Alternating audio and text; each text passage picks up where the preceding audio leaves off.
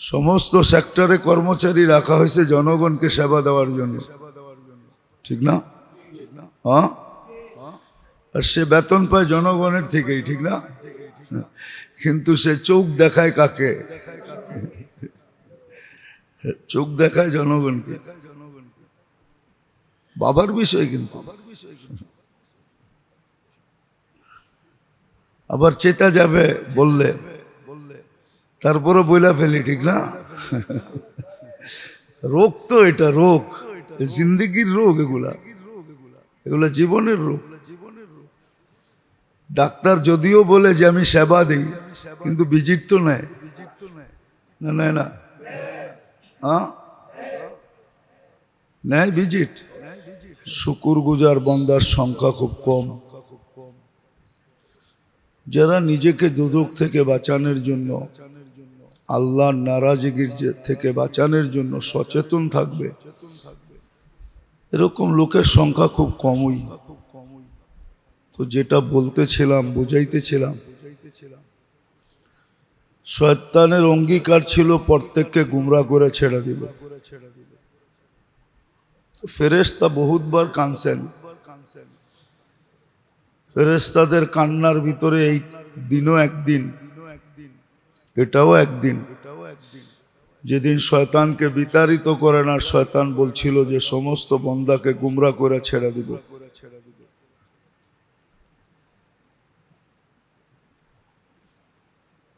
তো আল্লাহ জিজ্ঞাসা করছিলেন তোমরা কাঁদো কেন? বলে আল্লাহ সব গুমরা করে দিবে, তো বানায় লাভ হইল তো হইল কি? একজনও তো বাঁচবে না। তখন আল্লাহ ইস্তেগফার নাযিল করছিলেন, আর ইস্তেগফার নাযিল করার পর আল্লাহ অঙ্গীকারও করছেন, মাজালা ইস্তাগফির আকফির, যখনই মাপ চাবে মাফ করে দিব। কিন্তু আসলে কম মানুষই তো ইস্তেগফারে অভ্যস্ত, বহুত কম মানুষ। যুবক বলেন, বৃদ্ধ বলেন, শিক্ষিত বলেন, অশিক্ষিত বলেন, ইস্তেগফারে খুব অভ্যস্ত কম। যদিও হাদিসে ছিল লাজিম আল ইস্তেগফার, মান লাজিম আল ইস্তেগফার, যে ইস্তেগফারকে নিজের সঙ্গী বানায় নিছে। অথবা কোরআনও হুকুম ছিল ওয়াস্তাগফিরহু, ইস্তেগফারের হুকুম শুধু এক জায়গায় না, বহুত জায়গায়।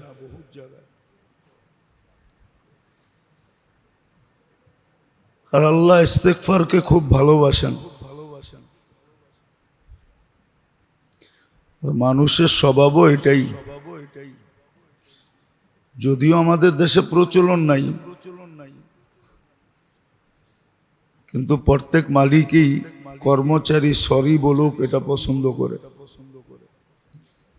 যে আমার ভুল হয়ে গেছে। আমাদের দেশে কিন্তু প্রচলন নাই। ভুল কইরো নিজের ভুলটাকে সত্য বইলা প্রমাণ করা, রাইট বইলা প্রমাণ করা, এটাই আমাদের স্বভাব। কিন্তু অল্প কথায় সমাধান হয় সরি বললে, এটা আমরা অভ্যস্ত না। আমাদের ছোট বলেন, বড় বলেন, বড়দের ভিতরে তো নাই, বড়দের ভিতরে সরি বলা নাই, ওরা সরি বলতে শিখেই নাই।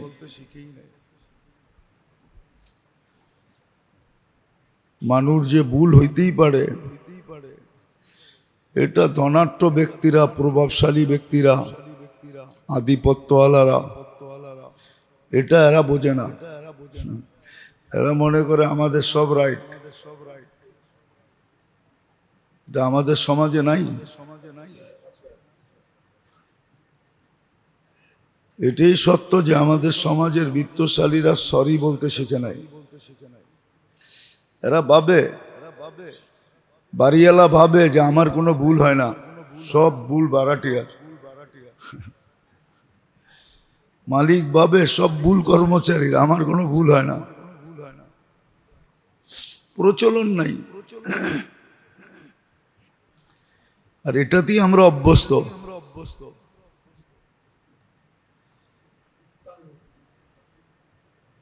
কিন্তু দুনিয়ার বহুত জায়গা আছে যেখানে সবাই ভুল স্বীকার করে, আর এটার না হওয়ার কারণও আছে। বিত্ত মানুষকে অহংকারী বানায়। বিত্ত, বিত্ত বোঝেন তো? ধন সম্পদ, পদ, আধিপত্য, এটার ভিতরে কি বলে, হিট আছে, হিট, গরম আছে। গরম মানুষকে অহংকারী বানায়। শিক্ষা দীক্ষা এগুলা মানুষকে অহংকারী বানায়, হিট আছে। আর এটা না হওয়ারও কারণ আছে, হিট হওয়ারই কারণ আছে। শিক্ষা শিখে কিন্তু সোহবত নেয় না, সোহবত নেয় না।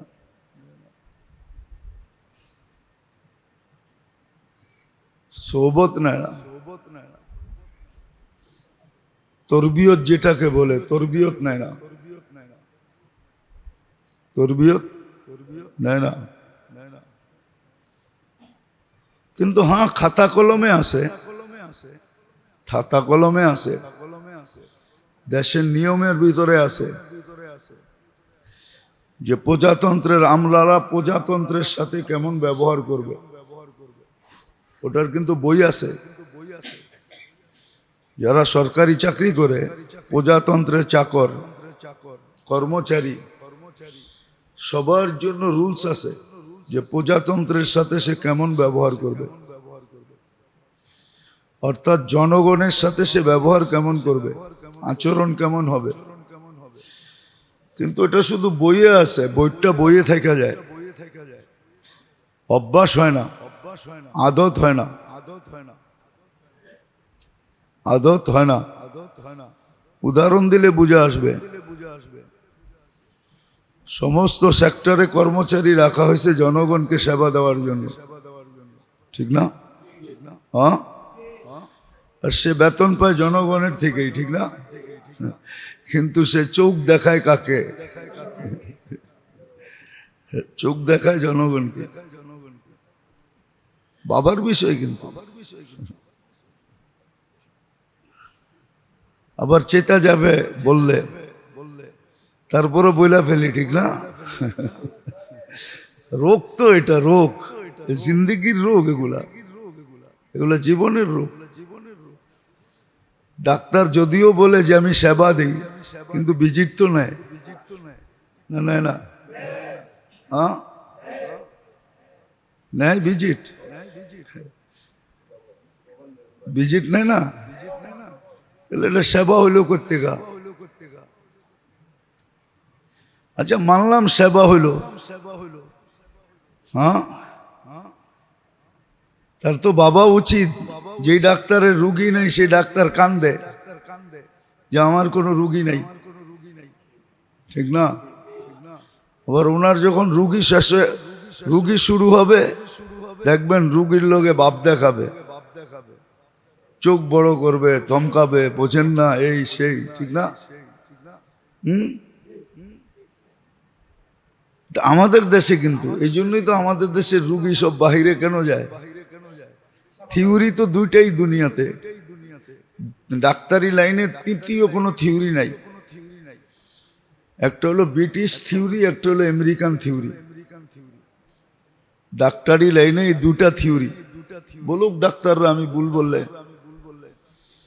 একটা হলো আমেরিকান থিওরি, একটা হলো ব্রিটিশ থিওরি। দুই থিওরি, আর কোনো তৃতীয় থিওরি নেই। তৃতীয় কোনো, দুটাই থিওরি। তো এই দুই থিওরি সারা দুনিয়ায় চিকিৎসা হয়। মেডিসিনের মাদার গ্রুপ কোনো চেঞ্জ নাই। মাদার গ্রুপ বুঝেন? মেইন যেই গ্রুপটা যেটা দিয়ে ওষুধ তৈরি হয়, এটার ভিতরে সারা দুনিয়ায় কোনো চেঞ্জ নাই। হ্যাঁ, নামে চেঞ্জ আছে। গ্রুপ প্যারাসিটামল, আমাদের দেশে নাপা নাম, গ্রুপ প্যারাসিটামল। যেমন গ্যাস্ট্রিকের ওষুধ গ্রুপ, নাম ভিন্ন ভিন্ন। পেন্টাপ্লাজল, সারা দুনিয়ায় পেন্টাপ্লাজল, কিন্তু কোম্পানি নাম ভিন্ন দিছে। তো মাদার গ্রুপ সব সমান, কিন্তু তারপরে আমাদের দেশ থেকে বিদেশে যায় কেন? বই তো সবই এক, দুনিয়া সারা দুনিয়া একরকম বই পড়ায়, কোনো পার্থক্য নাই বইয়ের ভিতরে। বলো যে পার্থক্য আছে? হ্যাঁ, 50-60 লাখ রোগী কেন ইন্ডিয়া যায়? বোঝা গেল ওইখানে বইতে যা লেখা আছে ডাক্তারের জন্য ব্যবহার, ওইটা ওরা করে, আমরা করি না। পার্থক্য এতটুকু, চিকিৎসা একই, টেস্ট সারা দুনিয়ায় একরকমই। বললাম না, থিওরি দুইটা, এর বাইরে যাওয়ার কোনো সুযোগ নাই, যাইতেও পারবে না। গেলে ডাক্তারের লাইসেন্সও বাতিল হবে, যে এই থিওরি তুমি কোত্থেকে আনলা। কিন্তু রুগী সব কেন বাইরে চলে যায়?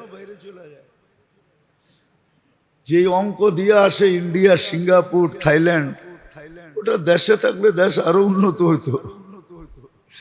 কিন্তু ওই যে বললাম না, রোগ আছে, রোগ।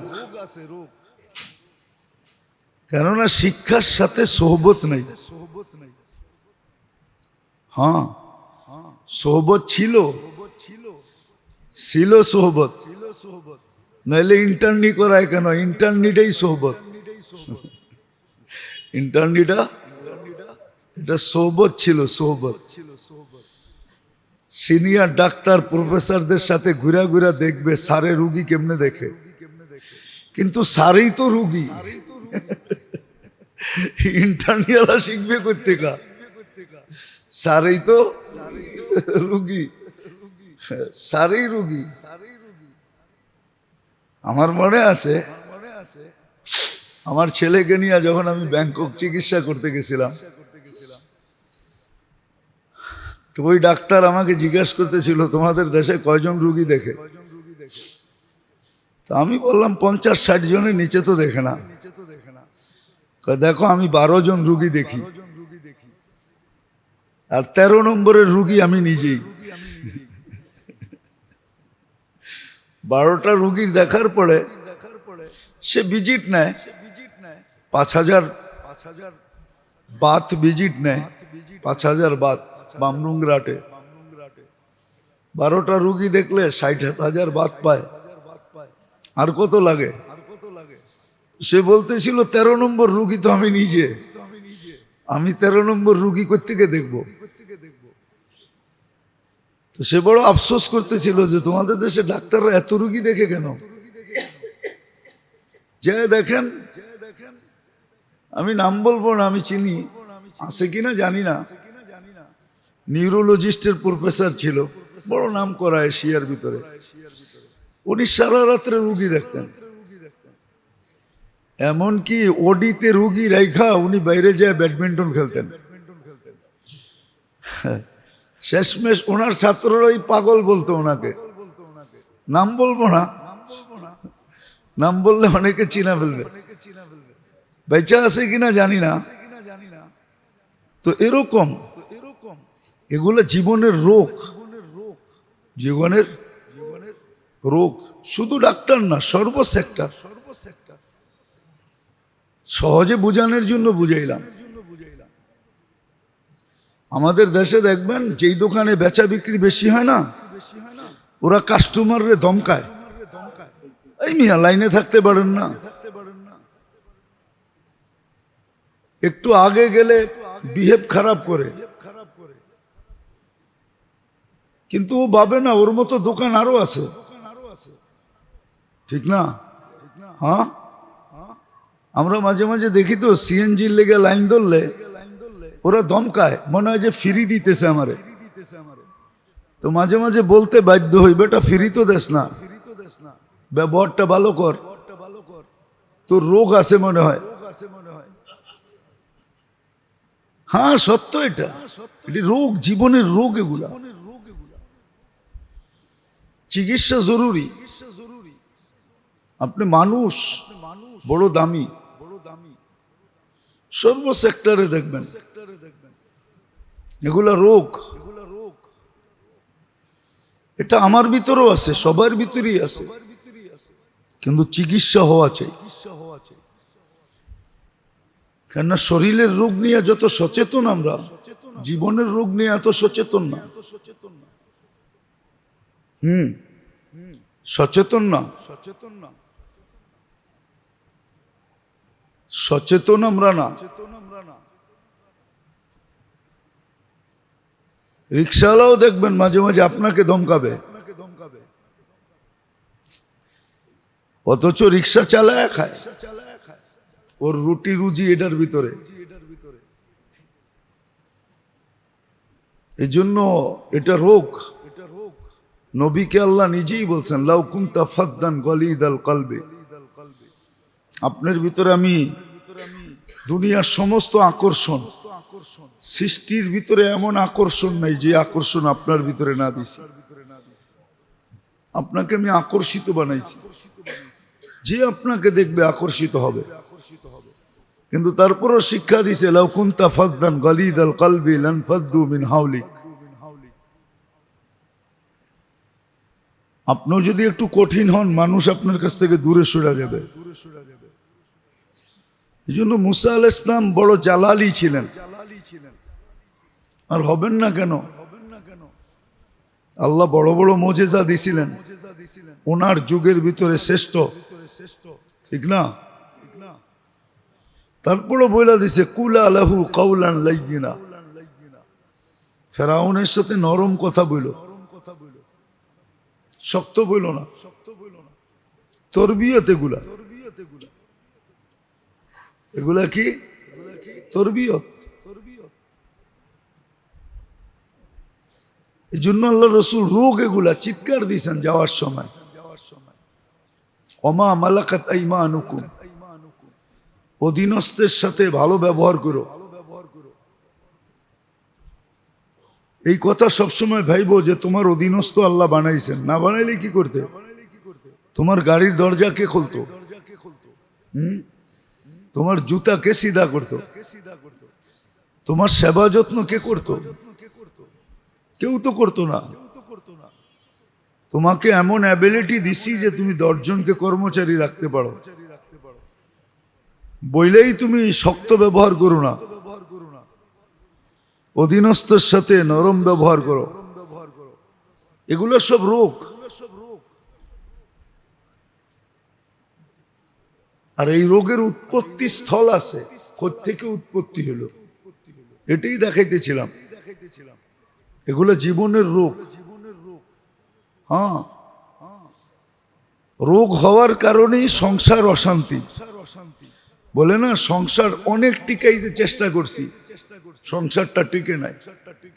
না, রোগী কেমনে টিকে? রোগী হইলে, এমন রোগ যদি হয় যেটার চিকিৎসা নাই, তো মৌত অনিবার্য। সংসার টিকবে কেমনে? দুইজনই রোগী, জীবনে রোগ আছে, এই জন্য টিকে না,